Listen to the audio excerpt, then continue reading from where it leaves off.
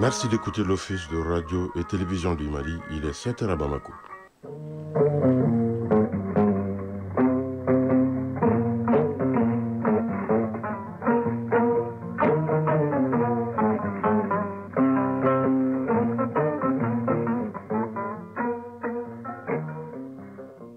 Le journal. Oumar Moussa Traoré. Mercredi 10 septembre 2025, bonjour et bienvenue. Ciel nuageux sur Bamako qui a reçu de la pluie dans la soirée et où 30 degrés sont attendus comme température maximale au cours de la journée. Le mercure ne devrait pas descendre sous la barre des 24 degrés affichés en ce moment. À la une de l'actualité de ce matin, les forces de défense et de sécurité en collaboration avec les services de renseignement ont libéré lundi 2 otages des mains des terroristes. Les désormais ex-otages qui avaient été enlevés le 6 août dernier dans la localité de Bambara Maoudé, dans la région de Tombouctou, ont été présentés hier après-midi à Koulouba au président de la transition, le général d'armée Assimi Goïta. Le chef de l'État a salué le travail des FAMA et des services de renseignement avant de louer la détermination des ex-otages à défendre le Mali. Le dossier de cette édition est consacré à la série que la rédaction a préparée dans le cadre des 5 ans de l'accession du président de la transition au pouvoir, le général d'armée Assimi Goïta. Aujourd'hui, gros plan sur les activités du ministère de la Jeunesse et des Sports, chargé de l'instruction civique et de la construction citoyenne. Un département qui a évolué au rythme des activités citoyennes et sportives durant les 5 ans de la transition à travers notamment la réalisation et la réhabilitation d'infrastructures sportives. Le dossier est signé Siraga Toussissi. Et puis la chronique de l'environnement dans le rendez-vous du mercredi à Guibou Koulibaly évoque aujourd'hui les conséquences de la pollution du fleuve Niger sur les activités halieutiques. Enfin en sport, Afrobasket U16, filles et garçons, Kigali 2025. Le tournoi masculin joue aujourd'hui sa 3e et dernière journée des groupes. Le Mali est opposé à l'Égypte à 16h30. Et puis éliminatoire Coupe du Monde 2026, la 8e journée des groupes a pris fin hier avec 15 rencontres sur le continent africain. Les Lions de la Teranga remportent le duel RD Congo-Sénégal 3-2. Le Cap-Vert l'emporte devant le Cameroun 1-0.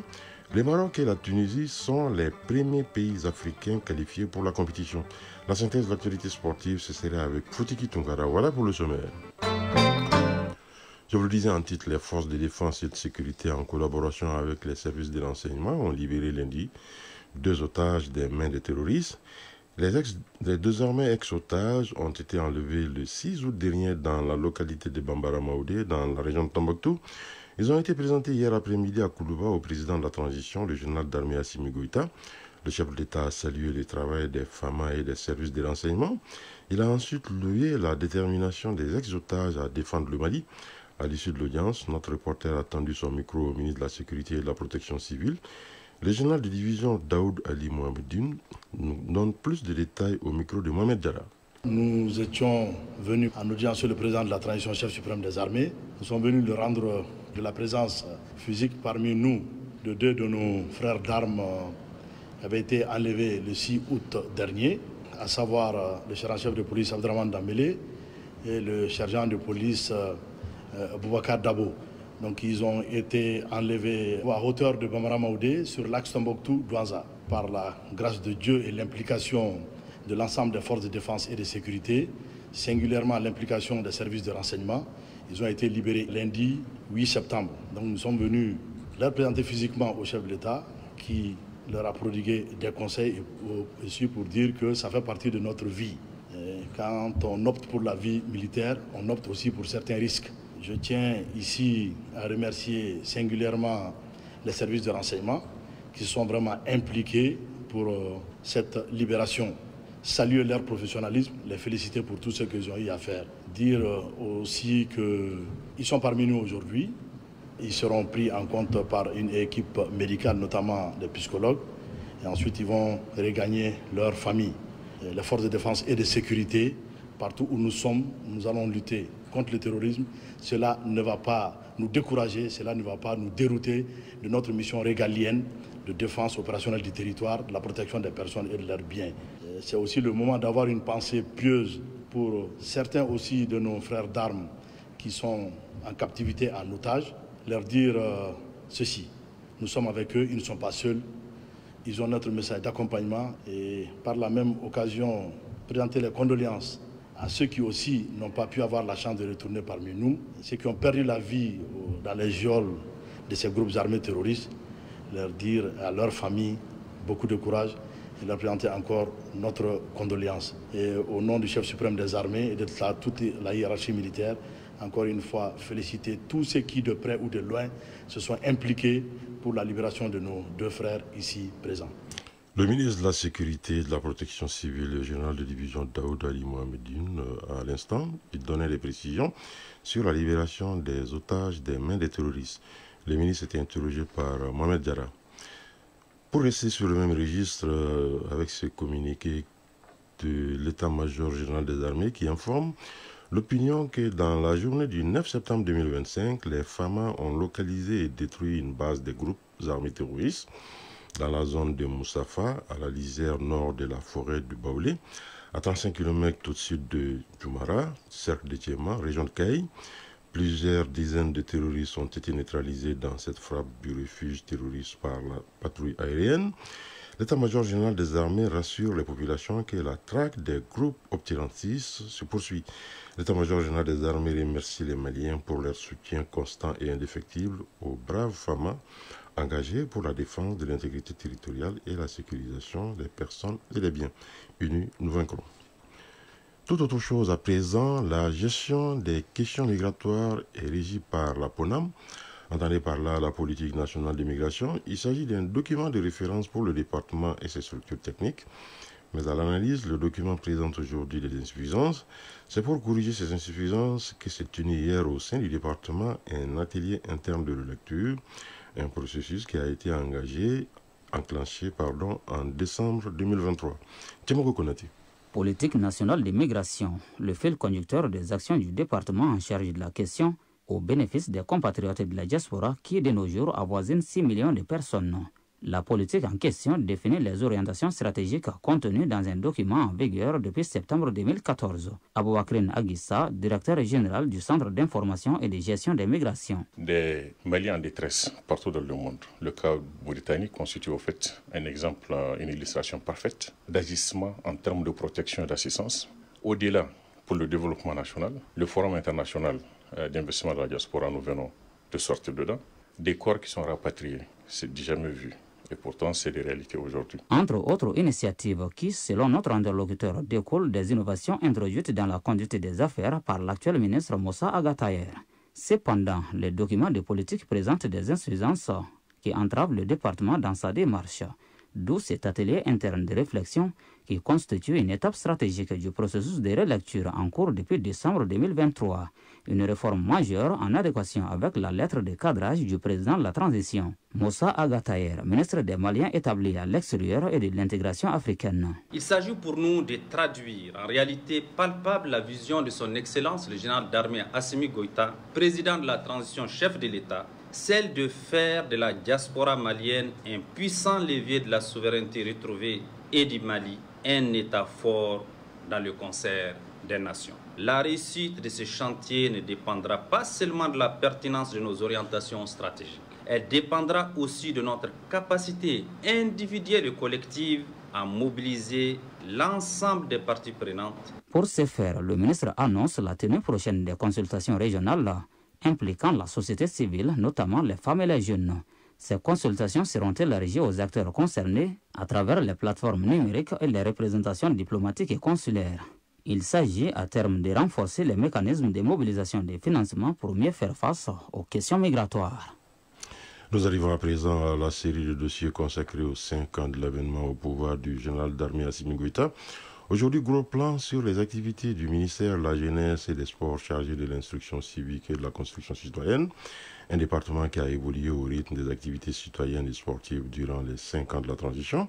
Les jeunes se sont sentis concernés en participant aux débats et forats organisés par le département.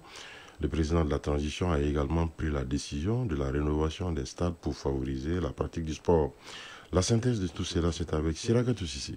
Le développement d'un pays repose sur sa jeunesse. Avec l'avènement de la transition sous la haute autorité du général d'armée Assimi Goïta, président de la transition chef de l'État, les activités de jeunesse bougent. Le chef d'orchestre est le ministre de la Jeunesse et des Sports, chargé de l'instruction civique et de la construction citoyenne, Abdul Kassim Ibrahim Fomba. Des projets et programmes en faveur des jeunes de Mopti et Djenné touchant près de 75 000 bénéficiaires, l'organisation des États généraux de la jeunesse, l'organisation de la journée d'appropriation des grandes réformes de l'État, l'organisation des espaces d'échange Minisiri Kakene, mobilisant plus de 500 jeunes dans les 6 communes du district de Bamako, la redynamisation des organes du Conseil national de la jeunesse du Mali, débouchant de la relecture des statuts et règlements intérieurs et de la mise en place du bureau exécutif national du CNJ Mali, la réhabilitation des infrastructures socio-éducatives à Bamako et à l'intérieur du pays, l'organisation des vacances citoyennes, l'organisation du premier sommet des jeunes adolescents de l'AS à Bamako, l'organisation de la première réunion des ministres en charge de la jeunesse et des sports de l'AS à Bamako, la tenue de sessions de formation à 250 jeunes et à 500 jeunes entrepreneurs sont les principales activités menées dans ce registre. Les autorités de la transition ont axé leur politique sur le sport avec des séries d'activités comme le tournoi sportif pour la paix et la cohésion sociale à Gao, le forum international sur le sport, le symposium national sur le football, le sport de masse mensuel, les états généraux du sport, les premiers jeux de l'AS à Bamako et les premiers championnats nationaux seniors de taekwondo AS Russie, toujours à Bamako. Les performances individuelles et collectives ont été enregistrés avec le sac du Mali en filles et garçons dans la catégorie des moins de 18 ans à l'Afrobasket Afrique du Sud 2024, la médaille de bronze des cadets à la Coupe du Monde Indonésie 2023, la médaille d'or du Mali en gymnastique aérobique en Égypte, la médaille d'argent du Mali à l'Afrobasket féminin Côte d'Ivoire 2025, la médaille d'argent du Mali à l'Afrobasket masculin Angola 2025 et les médailles d'or et d'argent récoltées par la sélection de bras de fer du Mali à Abuja au Nigeria. Le président de la transition, général d'armée Assimi Goïta, a ordonné la rénovation et la construction des stades à Bamako et à l'intérieur du pays pour le bonheur des jeunes. Il s'agit du stade du 26 mars, le stade Mamadou Konaté, le stade Salif Keita Domingue de Kati, le stade Wenzen Koulibaly, le stade Abdoulaye Makoro Sissoko de Kaye, le stade Mamadou Diarra H de Koulikoro, le stade Babemba Traoré de Sikasso, le stade Amarindaou de Ségou et le stade Barema Bokoum de Mopti. Le stade Modibo Keïta et ceux de Koutiala et de Tombouctou sont en chantier avancé, sans oublier l'érection du lycée sportif Ben Omassi en lycée d'excellence. Le quartier général des Aigues du Mali a été retouché avec la construction d'un hôtel 5 étoiles. On n'oublie pas aussi la construction de l'Arena Basket à Kayo dans la région de Koulikoro. Le centre de médecine des sports inauguré en 2022 est une référence en Afrique de l'Ouest. Au niveau du volet de l'instruction civique, les actions notoires ont été diligentées à l'école de la citoyenneté, la brigade citoyenne, mon quartier propre, mon école propre, Neka Sigida Nka Fasoko. La formation des jeunes a été accélérée avec le service militaire né des cohortes du SNJ entre 2021 et 2025.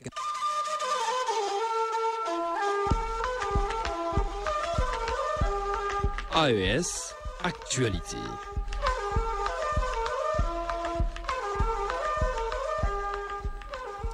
Le premier volet de l'actualité AES nous conduit ce matin au Burkina Faso pour évoquer le camp vacances Faso-Mavia dans la région de Guirico. Le ministre de l'Industrie, du Commerce et de l'Artisanat du Burkina Faso était sur le site. Serge Podat, c'est son nom, a encouragé les campeurs et les a exhortés à la discipline pour mieux assimiler les différents modules de formation. Le ministre a aussi invité les participants à cultiver les valeurs de patriotisme, de civisme et de citoyenneté. Je propose d'écouter le ministre de l'Industrie, du Commerce et de l'Artisanat du Burkina Faso au micro de nos confrères de la Radio nationale du Burkina Faso. C'est avec une très grande joie, une grande fierté et un très grand honneur que nous avons passé cette demi-journée avec les campeurs donc, de la région d'Iguirico, campeurs donc, de cette initiative noble instruite par le président du Faso, chef de l'État, le camarade capitaine Ibrahim Traoré, pour inculquer aux enfants, à la jeunesse de notre beau pays, des valeurs intrinsèques donc de patriotisme, de citoyenneté et de civisme, pour leur inculquer des valeurs du vivre ensemble, du travail dans la solidarité, du respect de la discipline et leur inculquer aussi un certain nombre de savoirs en matière donc de métier. Nous avons vu des campeurs qui ont eu des formations sur la fabrication et la pose de pavés, la fabrication et la pose de tables bancs en béton armé et des campeurs aussi qui ont appris à planter des arbres dans l'esplanade donc du camp ici où ils sont regroupés pour cette formation. Nous avons donc eu un échange avec des campeurs très fiers, très heureux de faire partie de cette première promotion. Certains ont indiqué le fait que le port déjà de cette tenue est militaire en tant que campeur de cette initiative Camp Vacances face au Merbeau leur donne un autre statut lorsqu'ils rentrent chez eux à la maison, que ce soit parmi leurs camarades qui n'ont pas eu la chance d'être là, en famille, etc. Et l'attitude du témoignage de certains parents aussi, de ces enfants formés, a beaucoup changé positivement. Et nous les avons conseillés de continuer à diffuser ce qu'ils ont appris ici, autour d'eux, même après la fin de la formation, d'être toujours des enfants exemplaires, des enfants disciplinés. Le ministre de l'Industrie, du Commerce et de l'Artisanat du Burkina Faso à l'instant, des propos recueillis par nos confrères de la radio nationale du Burkina Faso. Le second volet de l'actualité AES nous conduit au Niger, où le gouverneur de la région du Maradi a visité la mosquée Djengilei pour encourager les ulémas qui poursuivent les prières mensuelles en faveur de la paix, la sécurité, la cohésion sociale et la propriété à Maradi, au Niger et dans les pays de l'AES. De Niamey, les explications de Sanda Nataï de la Voix du Sahel. En compagnie du secrétaire général adjoint de la région, le premier responsable de la région de Maradi, le contrôleur général de police Issoufou Maman, est allé remercier, féliciter et encourager les fidèles et oulémas pour les prières et invocations qu'il multiplie et intensifie pour la paix, la sécurité et la cohésion sociale en général, et en particulier pour ces prières mensuelles organisées comme de coutume à l'initiative des opérateurs économiques, leaders coutumiers religieux de la place, à travers un comité que préside Aladji Amadou Manzo. Ces prières ont pour but d'implorer les miséricordieux en faveur de la prospérité dans la région de Maradi, au Niger, dans les pays de l'AES et au-delà, dans le monde entier, ont expliqué tour à tour l'imam Almou, chef des imams, le sultan du Katina Ahmed Marimawa Alizaki et Aladji Amadou Manzo, président du comité d'organisation. Le climat sécuritaire s'est nettement amélioré et tous les champs ont été labourés. De même, les résultats attendus de cette campagne en cours au regard de son bon déroulement fondent beaucoup d'espoir chez les paysans, a-t-il poursuivi, en se réjouissant des impacts très positifs des mesures sociales initiées et mises en œuvre par le président de la République, le général d'armée Abdraman Chani, chef de l'État. Le gouverneur de la région de Maradi, le contrôleur général de police Issoufou Maman, a enfin appelé les fidèles et oulémas à poursuivre ces prières en faveur de la paix, la sécurité et la cohésion sociale pour un Niger fort, libre, prospère et émergent. Un mot de l'actualité hors des frontières de la Confédération de l'AES, direction RDC, une attaque des rebelles des forces démocratiques alliées a fait au moins 72 morts dans l'est du pays. Le groupe armé formé à l'origine d'anciens rebelles ougandais et qui a fait allégeance à l'organisation État islamique a attaqué le village de Nyoto, au nord Kivu. Dans la nuit de lundi à mardi, selon les sources locales et sécuritaires, les mêmes rebelles ont perpétré en juillet et août des exactions meurtrières contre les civils dans le nord Kivu et l'Ituri, deux provinces situées respectivement dans l'est et le nord-est de la RDC. Ouverture hier de l'audience de la Cour pénale internationale devant examiner les accusations de crimes de guerre et crimes contre l'humanité contre Joseph Kony, chef de l'armée de résistance du Seigneur. Les conséquences des crimes dont est accusé Joseph Kony se font encore ressentir en Ouganda aujourd'hui. Voilà ce qu'a déclaré hier un procureur devant la Cour pénale internationale. Joseph Kony est visé par 39 chefs d'accusation de crimes de guerre et de crimes contre l'humanité, dont meurtre, viol, torture, réduction en esclavage et esclavage sexuel. Ces infractions auraient été commises entre juillet 2002 et décembre 2005 dans le nord de l'Ouganda. L'ex-premier ministre thaïlandais Thaksin Shinawatra est arrivé dans une prison de Bangkok hier. Un arrêt de la Cour suprême vient d'ordonner son incarcération pour 1 an au moment où son clan politique est écarté du pouvoir.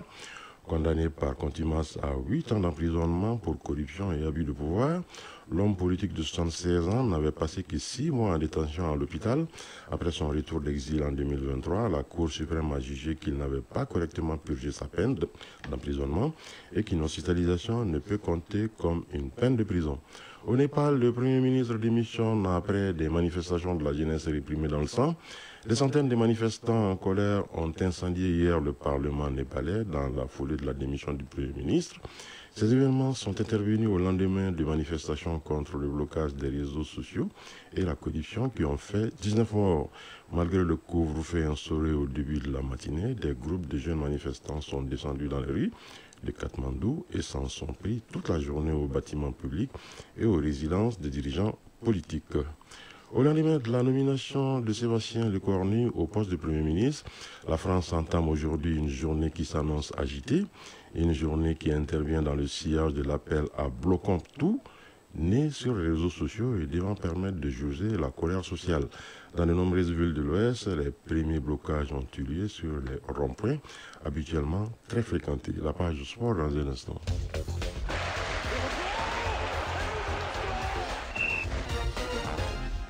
Afrobasket I16, filles et garçons Kigali 2025, le tournoi masculin joue ce mercredi sa troisième et dernière journée de groupe. Le Mali sera opposé à l'Égypte à 16h30. Et puis quand junior de handball féminin à Oran en Algérie, la troisième journée de groupe se joue ce mercredi. Le Mali affronte le Kenya à partir de 14h. Éliminatoire Coupe du Monde 2026, la huitième journée de groupe a pris fin hier avec 15 rencontres sur le continent africain. Le Maroc et la Tunisie sont les premiers pays africains qualifiés pour le Mondial 2026. Le développement de l'actualité sportive, c'est avec Fotiki Tounera.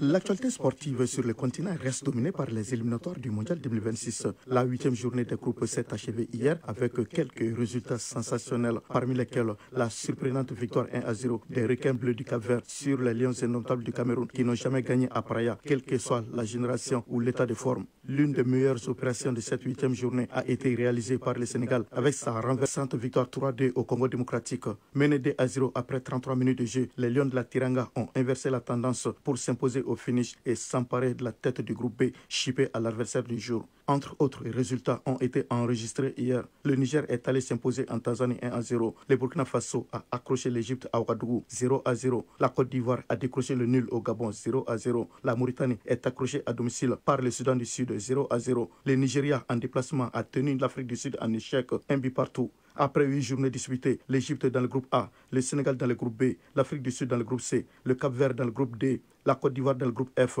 l'Algérie dans le groupe G et le Ghana dans le groupe I. Tous, leaders de leur poule, sont en pole position pour la qualification. Mais pour le moment, seul le Maroc dans le groupe E et la Tunisie dans le groupe H sont déjà qualifiés pour le Mondial 2026 à 2 journées de la fin de la campagne éliminatoire. Prévue en octobre prochain, les 2 dernières journées ont lieu dans un mois. Du basketball avec l'Afrobasket U16 filles et garçons Kigali 2025 qui poursuit son petit bonhomme de chemin. En match comptant pour la troisième et dernière journée du groupe C, le Mali sera aux prises avec l'Égypte cet après-midi à partir de 16h30. Les deux équipes s'affrontent pour la suprématie du groupe et se disputent le ticket des quarts de finale. Le Mali est en tête avec 4 points devant l'Égypte avec le même nombre de points. Chez les filles, le Mali s'est déjà qualifié pour les quarts de finale. Au compte de la troisième journée du groupe B hier, le Mali a battu la Guinée-Conakry par le score de 76-32. La Côte d'Ivoire a gagné contre l'Angola 54-51. Au compte de la troisième et dernière journée du groupe C, cet après-midi à 14h, le Cameroun sera face au Kenya. Du handball féminin avec la CAN Junior qui se déroule à Oran en Algérie. Le Mali joue ce mercredi contre le Kenya à partir de 14h. La rencontre s'inscrit dans le cadre de la troisième journée du groupe B. Le reste du programme prévoit Tunisie, Égypte et RDC Zambie à 16h, puis Algérie, Guinée-Conakry et Côte d'Ivoire, Burkina Faso à 18h. Hier, au compte de la deuxième journée, le Mali a perdu contre l'Angola 12-42. L'Égypte a gagné contre le Burkina Faso 44-17. La Côte d'Ivoire s'est inclinée devant la RDC 18-19. Le Kenya est tombé devant la Guinée 30-41. La Zambie a chuté devant la Tunisie 22-42. Chronique de l'environnement. Les filets reviennent vides, le fleuve Niger, autrefois généreux, ne nourrit plus les pêcheurs comme avant.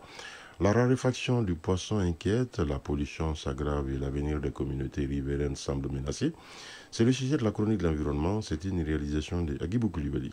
Au bord du fleuve Niger, les pêcheurs racontent leur désarroi. Filets jetés à l'aube, espoir de ramener du poisson pour nourrir la famille. Mais la réalité est tout autre. Au-delà du manque à gagner, la raréfaction des poissons bouleverse tout un mode de vie, transmis de génération en génération. Soumana Farota, pêcheur à Wandoubana à Mopti. Les poissons se font de plus en plus rares à cause des produits chimiques déversés dans le fleuve, du dragage et des pesticides utilisés par les agriculteurs. Quand les poissons les ingèrent, ils deviennent porteurs de maladies. Pourtant, autrefois, rien de tout cela n'existait. Aujourd'hui, lorsque nous jetons nos filets, ils les remontent chargés de sachets, plastiques et de déchets solides. Le fleuve est gravement pollué. Pour mieux cerner les causes de cette situation, nous avons sollicité l'expertise de Adama Sambou Sissoko, docteur en géographie de l'environnement. Il y a les changements climatiques avec le réchauffement, sinon la température que les eaux du fleuve prennent. Cela fait que quand les eaux deviennent de plus en plus chaudes, rarement les poissons pourront pouvoir se développer comme il le faut ou pourront pouvoir résister comme cela se doit. Mais de l'autre côté, il y a aujourd'hui le dragage, le fait que les gens vont chercher de minerais dans les lits du fleuve Niger. Cela fait que les poissons, leur écologie et leur écosystème malheureusement se trouvent bousculés. Donc ce qui joue sur leur reproduction, la santé de ces poissons et même d'autres êtres vivants se trouvant dans l'eau. Face à ce constat alarmant, des actions de terrain sont menées pour sauver ce qui peut l'être encore. Dr Karonga Keita, directeur régional de Wetland International pour les pays du Sahel basé au Mali. L'eau du fleuve Niger et même des autres fleuves est devenue une question nationale, même régionale. Ce que nous recommandons d'abord, que toutes les actions s'inscrivent dans une approche holistique, une approche globale, dans un partenariat public-privé au niveau déjà de la politique. Que tous les acteurs se mettent ensemble et aussi que les activités phares comme l'agriculture, l'élevage et la pêche soient associées au niveau de leurs acteurs pour conjuguer les efforts et agir ensemble. Il faut sensibiliser. Il faut que les acteurs soient conscientisés sur le fait que la propriété ne viendra pas de la nature, ça viendra des hommes. La survie du fleuve dépend aussi des choix politiques et des partenariats stratégiques. Étant dédié à la conservation des zones humides à travers le monde, notre action se focalise sur la conservation de ces zones.